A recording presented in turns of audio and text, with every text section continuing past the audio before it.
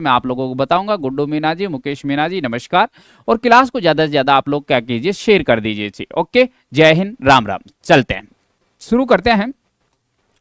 आज की जो क्लास है उस क्लासों के तहत सेशन में अपन बात करते हैं कि क्वेश्चन क्या है। 374वां नंबर का क्वेश्चन क्या कहता है, मोहम्मद गोरी के बारे में बात हो रही है। मोहम्मद गोरी को सर्वप्रथम किसने पराजित किया था? आपको यहां ये बताना है कि जो मोहम्मद गोरी है, इस मोहम्मद गोरी के द्वारा जो है एक तरीके से मोहम्मद गोरी को पराजित किया गया था। तो सबसे पहले बात यह कि मोहम्मद गोरी ने, इसका मतलब ये हो गया कि इस व्यक्ति ने आक्रमण किया होगा। देखो, सबसे पहली विशेष बात यह है कि जो मोहम्मद गोरी है, ये मोहम्मद गोरी ने एक युद्ध लड़ा है। उस युद्ध का नाम है आबू या अनहिलवाड़ का युद्ध। कौन सा युद्ध लड़ा है? आबू। आबू इसलिए क्योंकि माउंट आबू जो क्षेत्र है ना, ये पहले गुजरात का भाग था। तो आबू या अनहिलवाड़ का जो है युद्ध हुआ है, अनहिलवाड़ का। और आबू या अनहिलवाड़ का जो मैदान है ना, ये वर्तमान के अंदर कहाँ पड़ता है? गुजरात में ही पड़ता है। आबू या अनहिलवाड़ का युद्ध जो है सन 1175 ईस्वी के समय लड़ा गया है। सन 1175 ईस्वी के अंदर आबू या अनहिलवाड़ का युद्ध, एक ओर से जो व्यक्ति है, जिस व्यक्ति का नाम है मोहम्मद गोरी, कौन सा है? मोहम्मद गोरी। और दूसरी ओर से एक जो शासक है जिसका नाम है, उसका नाम क्या है? मूलराज द्वितीय। कौन सा राज है? मूलराज सेकंड। तो मूलराज द्वितीय और मोहम्मद गोरी के मध्य आबू या अनहिलवाड़ का युद्ध लड़ा। एवरेस्ट, हाँ बिल्कुल, एवरेस्ट के वीर जवान हैं ही। तो जो है मोहम्मद गोरी, इस मोहम्मद गोरी की इस युद्ध के अंदर क्या हो जाती है? हार हो जाती है आबू या अनहिलवाड़ के युद्ध के अंदर। तो आबू या अनहिलवाड़ के अंदर जैसे ही मोहम्मद गोरी की हार होती है, तो यह मोहम्मद गोरी की हार भारत के इतिहास में, यानी मोहम्मद गोरी की हार भारत के इतिहास में पहली हार मानी जाती है, सर्वप्रथम हार मानी जाती है। तो आपका आंसर क्या हो गया? आंसर क्या हो गया? डी हो गया कि मूलराज द्वितीय वह शासक है जिसने मोहम्मद गोरी को सबसे पहले हराया है। ओके, चलिए, बहुत बढ़िया, आगे बढ़ते हैं। 374 नंबर का जो क्वेश्चन है, उसका आपका जो क्वेश्चन का सेशन है, जो आंसर है वो मैंने आप लोगों को बता दिया है। अगले क्वेश्चन पे चलिएगा। क्वेश्चन क्या है?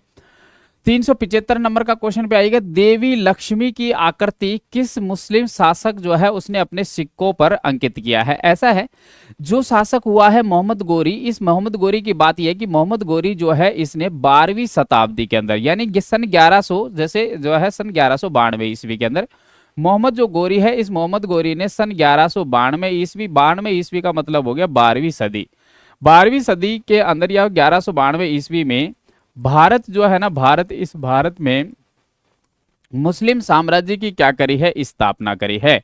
मुस्लिम जो साम्राज्य है, इस मुस्लिम साम्राज्य की क्या करी है? स्थापना करी है। मुस्लिम साम्राज्य की क्या करी है? स्थापना करी है। ठीक है, तो मुस्लिम साम्राज्य की स्थापना करने वाला जो शासक हुआ है वह है, वो कौन हुआ है? मोहम्मद गोरी हुआ है। एक बात हो गया, जी जी भी, बिल्कुल बिल्कुल गुड्डे जी, बिल्कुल। तो सन 1192 ईस्वी के अंदर मोहम्मद गोरी ने भारत में मुस्लिम साम्राज्य की स्थापना करी है। उसके पश्चात इस व्यक्ति ने क्या किया? एक गोल आकार का, जैसे इस तरीके से एक सिक्का यानी मुद्रा जो जारी करी है।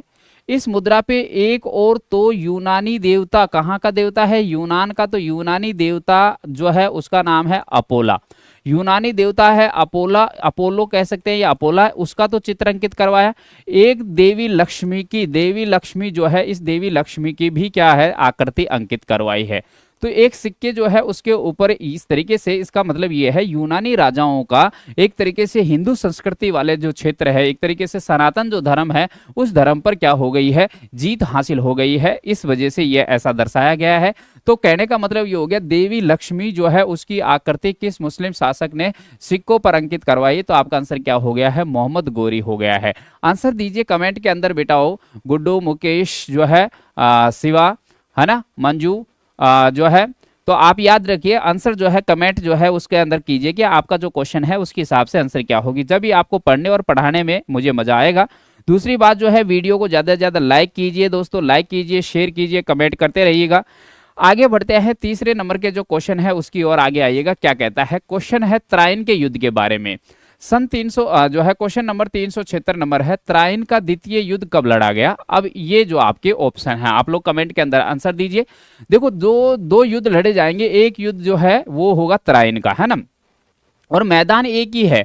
तो सबसे पहले त्राइन के प्रथम युद्ध के बारे में बात करेंगे। त्राइन का मैदान जो है वो कहाँ है? करनाल में है, करनाल में। और करनाल कहाँ पड़ता है? हरियाणा के अंदर पड़ता है, हरियाणा में। तो जो त्रायन का जो पहला युद्ध लड़ा गया है उसके बारे में बात हो रही है। पहले सन 1191 ईस्वी को त्रायन का पहला युद्ध लड़ा गया। किस किस के मध्य लड़ा जाएगा? एक ओर से जो पार्टी होगा वो होगा मोहम्मद गोरी, और दूसरी ओर से अपने अजमेर का शासक होगा जिसका नाम होगा पृथ्वीराज चौहान तृतीय। ठीक है, पृथ्वीराज जो चौहान है, चौहान भी कौन से नंबर का है? तृतीय नंबर का है, पृथ्वीराज चौहान तृतीय। इस युद्ध के अंदर होगा ये कि मोहम्मद जो गोरी है, इस मोहम्मद गोरी की क्या हो जाती है? हार हो जाती है। पृथ्वीराज चौहान जो तृतीय है उसकी क्या हो जाती है? जीत हो जाती है। इस युद्ध के ठीक एक वर्ष पश्चात जो मोहम्मद गोरी है उसने सोचा कि इस तरीके से तो पार पड़ने वाली है नहीं, इस वजह से इस व्यक्ति ने दोबारा से आक्रमण करने का प्रयास किया, और दोबारा से आक्रमण जो किया है वो त्रायन का मैदान में ही युद्ध लड़ा जाएगा। इसलिए युद्ध का नाम होगा त्रायन का द्वितीय युद्ध। कौन सा? सेकंड वाला युद्ध। मैदान वही है, करनाल हरियाणा के अंदर पड़ता है, शॉर्ट में मैं हरियाणा लिख देता हूं। अब त्रायन का जो द्वितीय युद्ध है वो कब लड़ा गया? इसके एक वर्ष बाद में, यानी सन 1192 ईस्वी को लड़ा गया। एक ओर से जो व्यक्ति हो गया है जिसका नाम तो है मोहम्मद गोरी है। कौन सा व्यक्ति है? मोहम्मद गोरी है। और दूसरी ओर से जो शासक हुआ है, उस दूसरे नंबर के जो शासक है उसका नाम क्या है? पृथ्वीराज। कौन सा राज है? पृथ्वीराज जो भी चौहान है, और चौहान भी कौन से नंबर का है? थर्ड नंबर का, पृथ्वीराज चौहान तृतीय। दोनों के मध्य युद्ध हुआ। इस बार बोलो मीणा जी, ऐसा हर रोज होता है? मेरे द्वारा पढ़ाए हुए बच्चों को एक तरीके से शर्म आनी चाहिए कि जैसे वीडियो पे अगर आप आ जाते तो वीडियो को लाइक करने में आपका कौन सा चार्ज लग रहा है? मतलब आपसे मतलब वीडियो को लाइक करवा दिया जाता है, वीडियो को थोड़ा शेयर करवा दिया जाता है, क्वेश्चन के बारे में कमेंट करने के लिए बोल दिया जाता है, तो मतलब आप लोगों से कोई 10-20-50 हज़ार रुपए लूट लिए जाते हैं क्या? ऐसे बच्चों जिनको रोज कहो एक ही चीज, ऐसे बच्चों को पढ़ाना ही बेकार है। तो यहाँ क्या हो गया? मोहम्मद जो गोरी है, इस मोहम्मद गोरी की क्या होगी? जीत हो जाएगी। जो मोहम्मद गोरी है उसकी जीत हो जाएगी, और पृथ्वीराज चौहान तृतीय है उसकी क्या हो जाएगी? हार हो जाएगी। यहाँ मोहम्मद जो गोरी है जैसे ही जीतेगा 1192 ईस्वी यानी 12वीं शताब्दी के अंदर, जैसे ही ये जीतेगा, मोहम्मद जो गोरी है इस व्यक्ति ने भारत में मुस्लिम साम्राज्य की क्या कर दी है? स्थापना कर दी है, स्थापना। इस प्रकार अगर आपका क्वेश्चन के बारे में बनेगा तो क्वेश्चन का आंसर क्या होगा? सी होगा। सन 1192 ईस्वी में त्रायन का जो द्वितीय युद्ध है वो कब लड़ा गया? त्रायन का द्वितीय युद्ध 1192 ईस्वी को, जिसमें मोहम्मद गोरी ने पृथ्वीराज जो चौहान तृतीय है उसकी क्या हो गई है? जो है उस पृथ्वीराज चौहान तृतीय को हरा दिया है। चलिए आगे बढ़ते हैं। चंदावर का एक युद्ध लड़ा गया है। कौन सा युद्ध लड़ा गया? चंदावर। चंदावर का एक युद्ध लड़ा गया है। निम्नलिखित में से किसने किसके मध्य हुआ था? जो चंदावर का युद्ध हुआ था, त्रायन का दूसरे युद्ध के बाद जैसे ही भारत में मुस्लिम सत्ता की स्थापना हुई, उसके पश्चात क्या होता है? उसके पश्चात जो मोहम्मद जो गोरी है, इस मोहम्मद गोरी के द्वारा एक युद्ध और लड़ा गया, और उस युद्ध का नाम है चंदावर का युद्ध। चंदावर का जो मैदान है वो कहाँ है? तो चंदावर का मैदान जो है एमपी के अंदर माना जाता है ना। वैसे तो यूपी और एमपी के बॉर्डर क्षेत्र पर पड़ता है ये, लेकिन चंदावर का मैदान यूपी के सॉरी एमपी के अंदर है। सन 1194 ईस्वी के अंदर जो है चंदावर का युद्ध लड़ा गया। और चंदावर के युद्ध के तहत अगर अपन बात करेंगे ना कौन कौन व्यक्ति हैं, तो चंदावर के युद्ध के अंदर एक और से तो वो का वही शासक है जिसका नाम मोहम्मद गोरी है, जिस व्यक्ति का वचन था कि भारत के अंदर हर हाल में मुस्लिम साम्राज्य की क्या करनी है? स्थापना करनी है। तो एक पक्ष तो ये है ही। दूसरे पक्ष की ओर अगर अपन बात करेंगे तो दूसरे पक्ष की ओर जो है वो कन्नौज का राजा है जिसका नाम है जयचंद। कौन सा शासक है? जयचंद। जयचंद शासक जो है जयचंद गहडवाल है। कौन सा है? जयचंद गहडवाल। जयचंद गहडवाल जो है गहडवाल, ये दो शासक हुए हैं।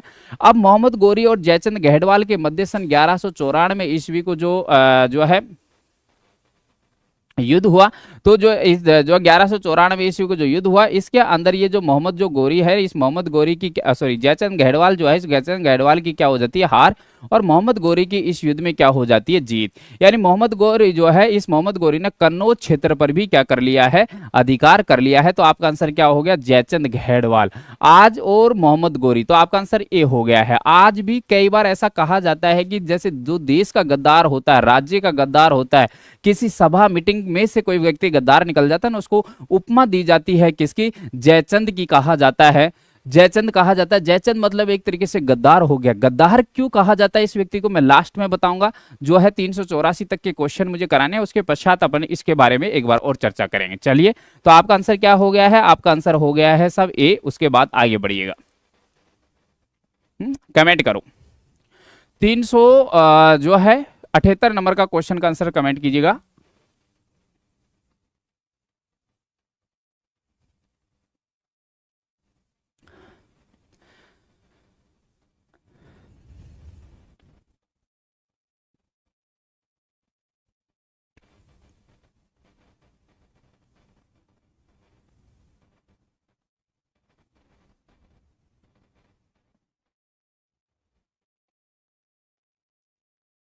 चलिए, एक बहुत अच्छी सी पुस्तक है। पुस्तक का नाम है तहकीक माँ लिल हिंद। तहकीक माँ लिल हिंद एक पुस्तक है। ये फारसी भाषा की पुस्तक है, जैसा आप लोग देख पा रहे हैं।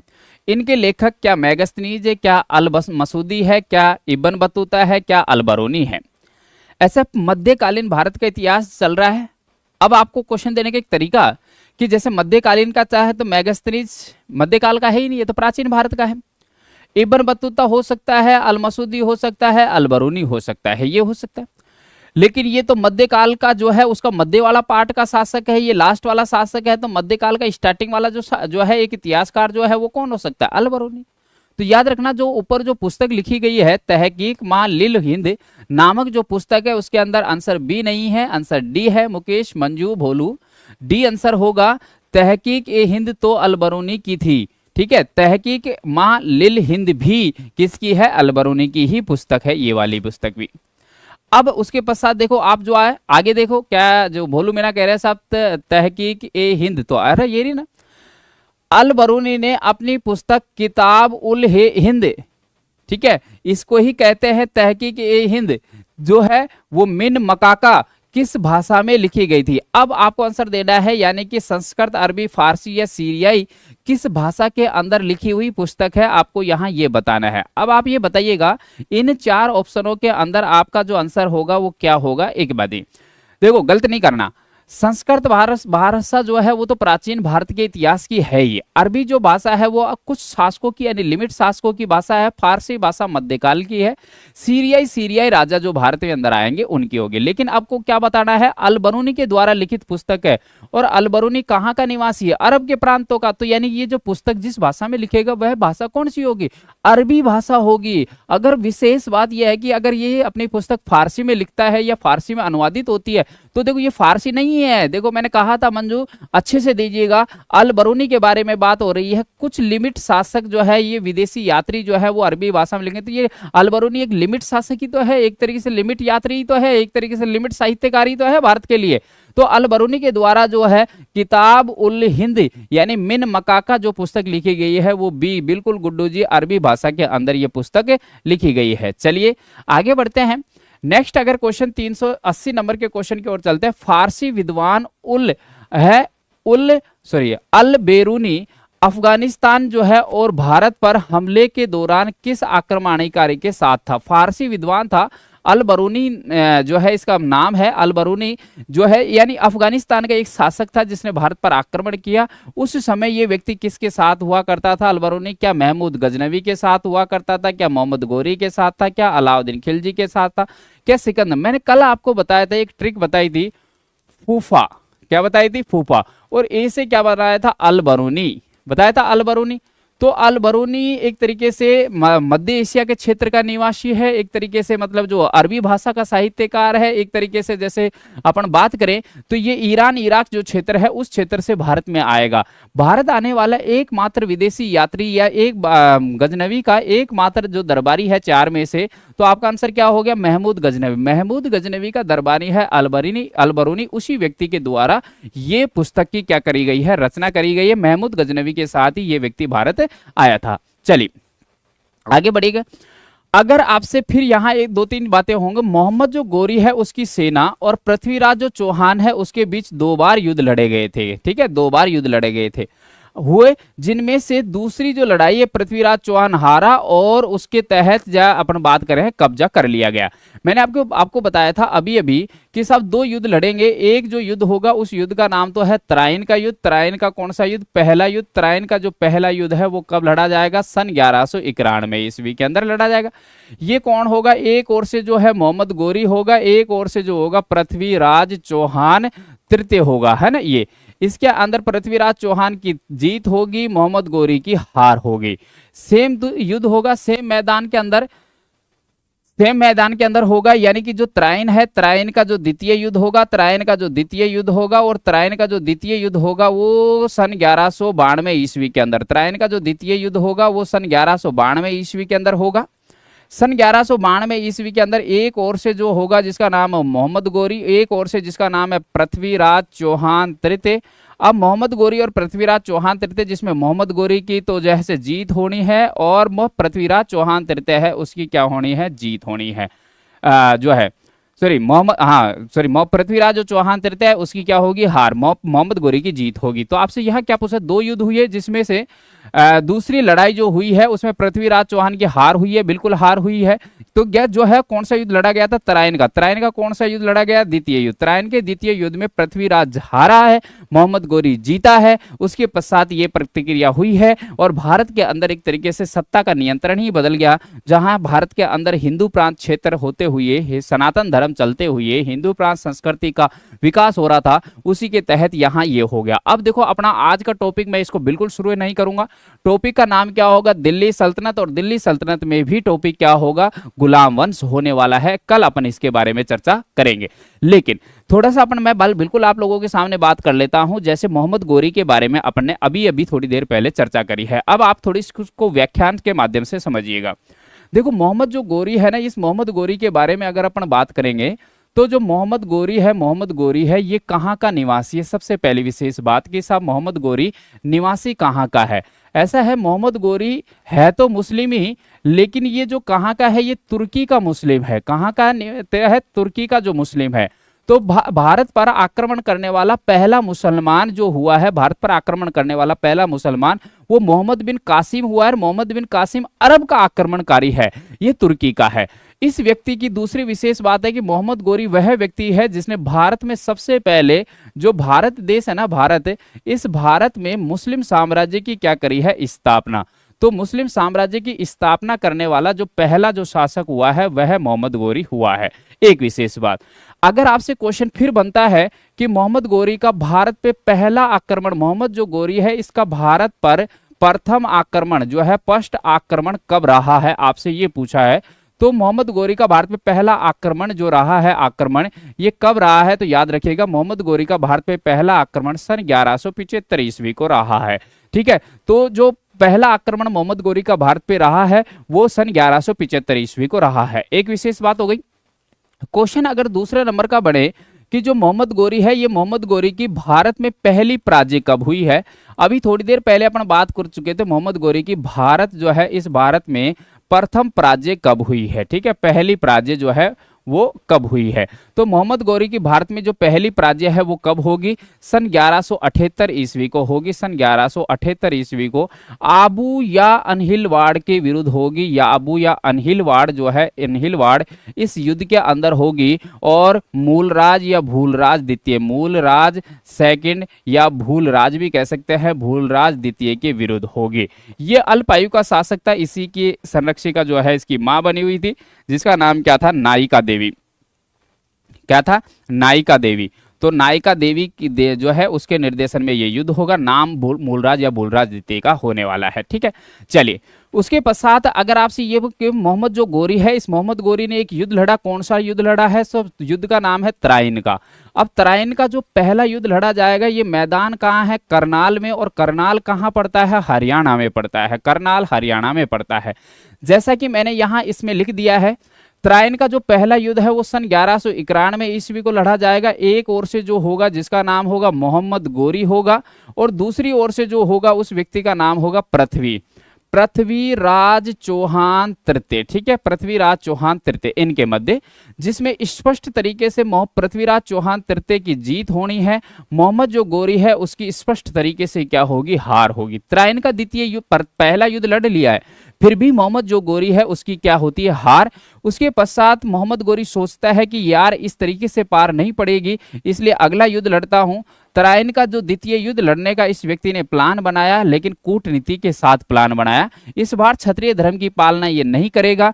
1192 ईस्वी को ये युद्ध लड़ा गया। एक ओर से कौन है, वही है जिसका नाम मोहम्मद गोरी है, एक ओर से भी वही शासक है जिसका नाम है पृथ्वीराज चौहान तृतीय। मोहम्मद गोरी और पृथ्वीराज चौहान तृतीय के मध्य युद्ध हुआ। कूटनीति में चाल होने के कारण इस बार मोहम्मद जो गोरी है, इस मोहम्मद गोरी ने भारत में यानी त्राइन के द्वितीय युद्ध के अंदर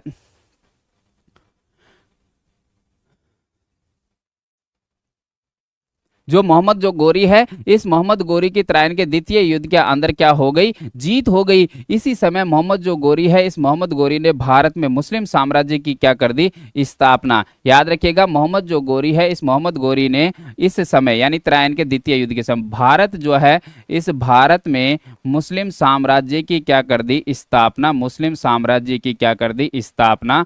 मुस्लिम साम्राज्य की स्थापना सन 1192 ईस्वी के अंदर, यानी कि मैं कहूं तो 12वीं शताब्दी के अंदर, 12वीं शताब्दी के भी अंतिम चरण के अंदर मोहम्मद गोरी है जिस व्यक्ति ने भारत में मुस्लिम साम्राज्य की क्या कर दी, स्थापना करी।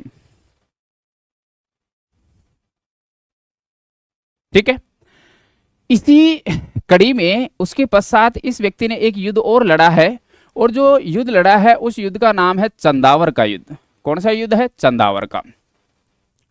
चंदावर का मैदान कुछ किताबों में यूपी के अंदर दे रखा है, कुछ किताबों के अंदर एमपी में दे रखा है। मैं इस युद्ध को अगर आप जैसे वर्तमान के हिसाब से जैसे एमपी में मैं डाल सकता हूं चंदावर, वैसे यूपी के अंदर भी इसका भाग आता है।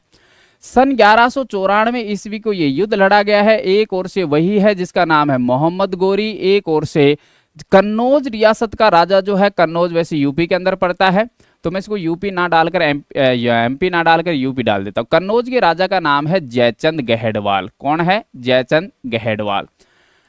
अब गहेड़वाल, इस युद्ध के अंदर जयचंद गहेड़वाल जो है उसकी हार होती है, मोहम्मद गोरी की पूर्ण तरीके से फिर से क्या हो जाती है, जीत हो जाती है। इस प्रकार मोहम्मद जो गोरी है इसके बात में ये हुई। दो चार बात और की, जो मोहम्मद जो गोरी है ना, मोहम्मद गोरी, इस मोहम्मद गोरी के साथ भारत आया था। भारत आया था, कौन आया था, मोहम्मद गोरी के साथ भारत आने वाला जो एक शासक है जिसका नाम है ख्वाजा, ख्वाजा मोइनुद्दीन या मोइनुद्दीन चिश्ती। ख्वाजा मोइनुद्दीन चिश्ती जो है ये व्यक्ति भारत आया था। अच्छा, सबसे पहले इसके बारे में बात की, ये निवासी कहाँ का है, ये फारस का निवासी है, फारस का। ठीक है, ये भारत आया, भारत आया किसके साथ आया है, तो ये व्यक्ति भारत आया है, साथ आया है मोहम्मद गोरी के। लेकिन जब मोहम्मद गोरी जब ये भारत आया उस समय भारत में राजा था, यानी किसके शासन काल में, किसके शासन काल के अंदर भारत आया, किसके जो शासन काल है इस शासन काल के अंदर ये व्यक्ति भारत आया है। तो जब भारत के अंदर पृथ्वीराज चौहान तृतीय का शासन काल चल रहा था ना, उस समय ये व्यक्ति भारत के अंदर आया था।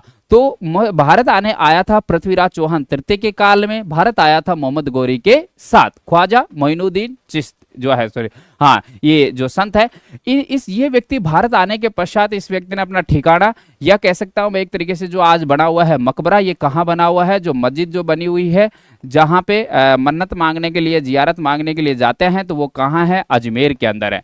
अजमेर में चिश्ती दरगाह बनी हुई है। क्या है, चिश्ती दरगाह, चिश्ती दरगाह बनी हुई है। और ये दरगाह जो है ना, ये विश्व का दूसरा मक्का मदीना है, विश्व का दूसरा, सेकंड मक्का मदीना कहा जाता है, दूसरा मक्का मदीना कहा जाता है इसको।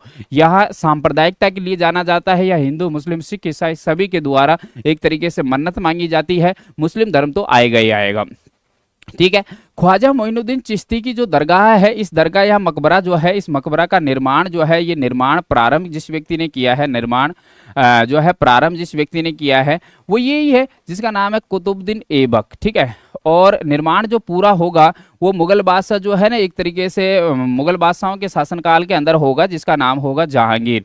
ठीक है। तो जहांगीर के शासनकाल के अंदर जहां बड़ी देग और छोटी देग का भी निर्माण होगा, तब जाके इसका निर्माण क्या होना है, संपन्न होना है। ये वाली बात हो गई। एक और विशेष बात मैं बता रहा था कि मैं आपको लास्ट में बताऊंगा कि जयचंद को गद्दार क्यों कहा जाता है ना, कन्नौज के राजा को। सुनिए, जैसे जो भारत है ना, भारत, इस भारत की राजधानी क्या है? आप बताओगे गुरुजी भारत की राजधानी दिल्ली है, यही बताओगे ना। अब ये जो दिल्ली शहर है ना, दिल्ली शहर, ये किसने बसाया है? अनंग अनंग पाल तोमर ने बसाया है, तोमर। और तोमर राजवंश गुर्जर राजवंश से संबंध रखता है। गुर्जर प्रतिहार राजवंश कह सकते हैं। राजपूतों से जो गुर्जर बने या गुर्जरों में से जो कुछ राजपूत चले गए, तो अनंगपाल तोमर द्वितीय के द्वारा दिल्ली शहर की स्थापना की गई है, जो वह दिल्ली जिसका पुराना नाम इंद्रप्रस्थ हुआ करता था। अनंगपाल तोमर के दो बेटियां हुई हैं। इसकी जो दो बेटियां हुई हैं अनंगपाल तोमर द्वितीय की, ये बड़ी बेटी है, एक छोटी बेटी है। बड़ी बेटी का नाम है रूपमती और छोटी बेटी का नाम है कपूरी, कपूरी बाई या कपूरी। रूपमती का विवाह हुआ है कन्नौज में विजयपाल के साथ। इसका जो बेटा हुआ है उसी का नाम है जयचंद, जयचंद गहड़वाल। ये वाली बात है। कपूरी देवी का विवाह हुआ है अजमेर में सोमेश्वर देव के साथ, और इससे जो बेटा हुआ है उसी का नाम है पृथ्वीराज, वो भी चौहान, और वो भी तीसरे नंबर का, तृतीय नंबर का। ये वाली बात हो गई। यहां तक रिश्ता समझ रहे हो आप? ये बड़ी बेटी थी, इसका ये बड़ा बेटा हुआ, बड़ा बेटे का जल्दी विवाह हुआ, इसके भी एक पुत्री हुई, और इसी की पुत्री का नाम क्या है? संयोगिता। संयोगिता है ना, संयोगिता। ये छोटी बेटी है, लेट शादी हुई, छोटा ही बेटा। जब भारत में मोहम्मद गोरी के रूप में खतरे के बादल मंडरा रहे थे, उस समय सुरक्षा पहला कदम था, पहली जिम्मेदारी थी। उसी दौरान इस दिल्ली के अंदर एक फंक्शन होना हुआ। इसके अंदर जयचंद गहड़वाल नहीं गया और इसने अपनी बेटी यानी संयोगिता जो है ना, इस संयोगिता को भेज दिया साहब। अपनी बेटी जो है यानी संयोगिता जो है, इस संयोगिता को देखो यहां भेज दिया। कहां भेज दिया? दिल्ली। इधर से ये जो पृथ्वीराज चौहान ये चला गया, क्योंकि कपूरी देवी नेतृत्व कर रही थी, नाम पृथ्वीराज का चल रहा है, लेकिन ये चले।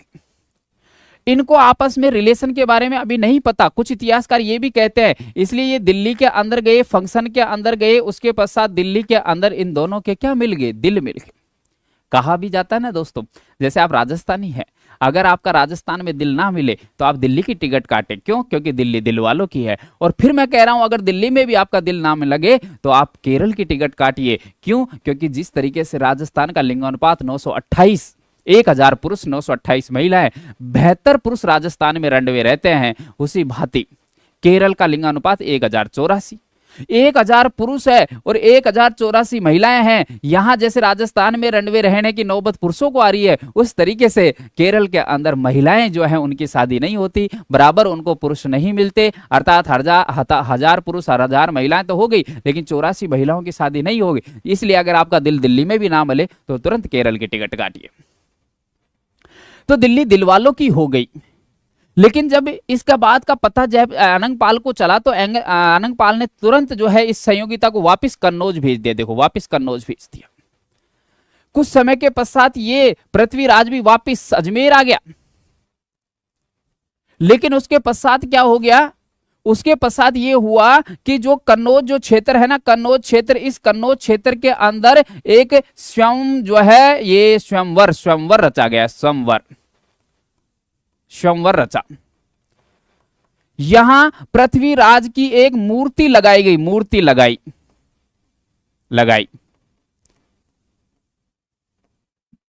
स्वयंवर रचा। जयचंद गहड़वाल ने पूरे राजपूत राजाओं के हमउमर शासक जो है उन्होंने सबको निमंत्रण दिया, पृथ्वीराज को निमंत्रण दिया। पता था संयोगिता का तो पहले से ही पृथ्वीराज के साथ टाका टाई टाई फिस चल रहा है। तो जब बेटी को अगर ये पता चलेगा पृथ्वीराज जो है उसको आ गया है, तो वो तो जाहिर सी बात वरमाला उसी के ऊपर जाएगी, तो पूरे क्षत्रिय राजाओं का तो अपमान हो जाएगा। इसलिए इसको नहीं बुलाया, लेकिन इसका अपमान करने के लिए एक मूर्ति लगवाई, तांबे की मूर्ति बनाई, और जहां राजा महाराजा महल के दरवाजे के बाहर, जैसे जो स्वयंवर रचा जा रहा था उस कमरे के बाहर जहां जूते चप्पल उतारते थे, वहां मूर्ति बना दी, भाले लेकर खड़ा है पृथ्वीराज चौहान, इस तरीके से मूर्ति बढ़ाई, संयोगिता को पेश किया। संयोगिता स्वयंवर में चारों ओर घूम कर आई, कोई पसंद नहीं आया, किसी के वरमाला नहीं डाली, पर संयोगिता को पता चला, अपने आचार्यों से इजाजत ली, और यहां से जो संयोगिता साहब भागी भागी भागी भागी टिकडिक टिकडिक टिकडिक टिकडिक, और जो मूर्ति थी ना, इस मूर्ति को पर जो है संयोगिता ने वरमाला पहना थी, शादी हो गई। जब अजमेर में पृथ्वीराज को पता चला, तो पृथ्वीराज जो है, इसका एक घोड़ा था, घोड़ा, इसके घोड़े का नाम क्या था? इसके घोड़े का नाम था नाट्य रंभा, ये घोड़ा था। ये हमेशा नाटक करता था। पृथ्वीराज जब भी युद्ध में जाता था, घोड़ा अपनी जैसे गर्दन पीछे करके हुनहुनाता था, और जो घोड़ा है, अरे यार युद्ध में चलना है, चलो कोई बात नहीं, चल तो रहे हैं, चल डांस कर लेते हैं, तो डांस करता था या कोई नाटकबाजी करता था, कहीं भी माल लाना है, ले जाना है, कहीं आना है जाना, नाटक करता था। इस बार पृथ्वीराज जैसे ही बैठा घोड़े पर, कहता है, चल घोड़े तेरे लिए भाभी लेकर आते हैं। नाट्यरंभा घोड़ा थोड़ा खुश हुआ, वाह क्या बात है, क्या बात है, भाभी लेकर आएंगे, जिंदगी भर हथियारों का जो है इस स्थान से उस स्थान पर युद्ध वगैरह भाग दौड़ प्रतियोगिता है, पहली बार भाभी लेकर आएंगे। घोड़ा को लगा बहुत अच्छा मजा आ रहा है, घोड़े ने अपने दोनों पैर उठाए और डांस करने लगे, अच्छा भाभी लेकर आएंगे, अच्छा भाभी लेकर आएंगे, इस तरीके से घोड़े ने जो है एक तरीके से नृत्य किया।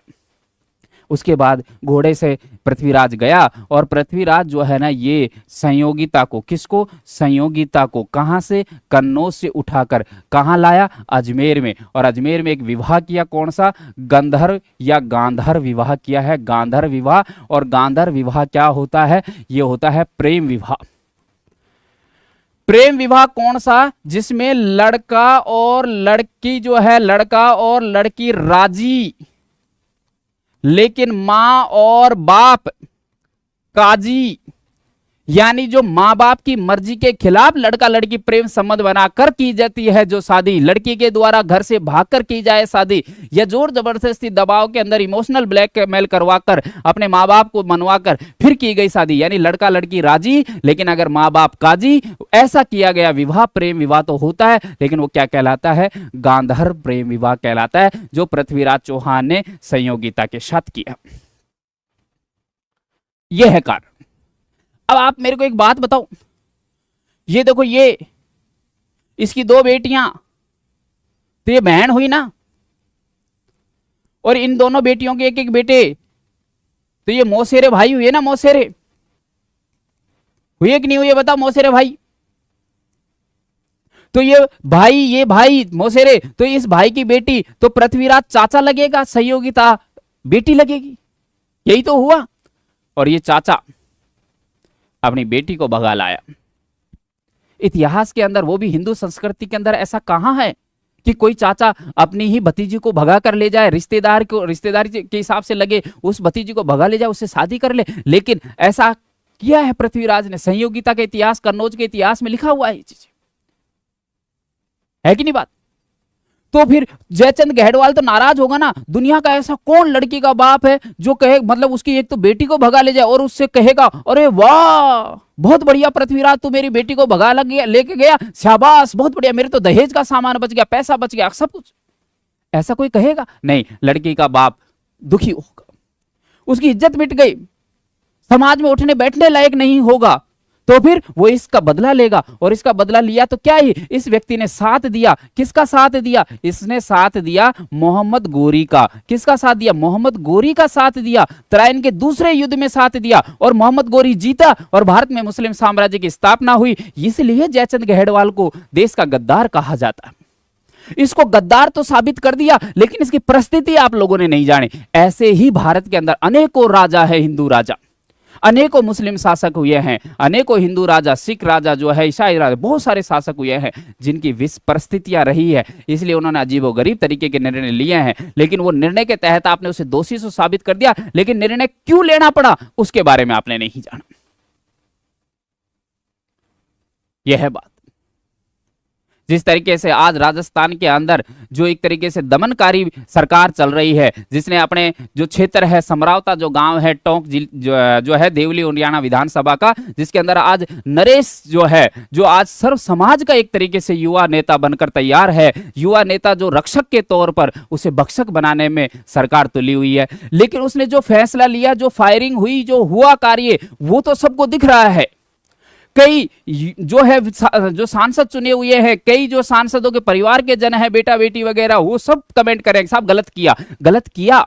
मानते हैं हिंसा का हम बिल्कुल समर्थन नहीं करते, लेकिन वो गलत करने के लिए निर्णय क्यों लिया गया, उस परिस्थिति को आप नहीं समझ पा रहे। जैसा यहां आपने साबित कर दिया साहब गद्दार है ये जयचंद गहड़वाल, लेकिन इसकी बेटी को लेकर भागा, ये परिस्थिति आपने लोगों ने कभी नहीं समझी। तो ये कहानी ये भी है सहयोगिता की, और ये इस तरीके से जो जयचंद है, जयचंद को देश का गद्दार कहकर पुकारा गया है। यहां तक की बात रखी मैंने। दोस्तों आज की क्लास यही समाप्त करते हैं। कल दिल्ली सल्तनत का